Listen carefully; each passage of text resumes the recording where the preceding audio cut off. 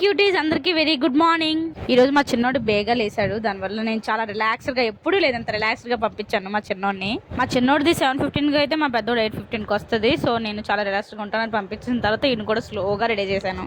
ఇద్దరిని స్కూల్ పంపించే డ్యూటీ అయిపోయింది. ఇప్పుడు ఇంట్లో డ్యూటీ స్టార్ట్ అనమాట. వాళ్ళు వెళ్ళిపోయిన వెంటనే వాషింగ్ మిషన్ లో బట్టలు. మా అత్తయ్య ఈ రోజు మెంతులు కూడా చేస్తారట. సో మెంతులు నానబెట్టారు. దానికి ఉల్లిపాయలు కట్ చేయాలన్నమాట. మా అత్తయ్య కొంచెం పెద్దగా కట్ చేస్తాను, నన్ను కట్ చేయమంటారు. కానీ దానికి నాకు 15 మినిట్స్ పడుతుంది.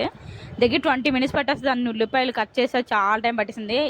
మా అత్తయ్య అప్పటికి కూడా తొక్కలు ఉలిసారు, అయినా సరే టైం పట్టేసింది. ఏమో బజార్కి వెళ్ళి తీసుకొచ్చారు స్వీట్ కార్న్. ఇదేమో గోల్ మా చిన్నోడు స్వీట్ కార్న్ కావాలి కావాలి అని మా మావి విన్నారనమాట. మా అత్తయ్యని అడుగుతున్నాడు యాక్చువల్గా.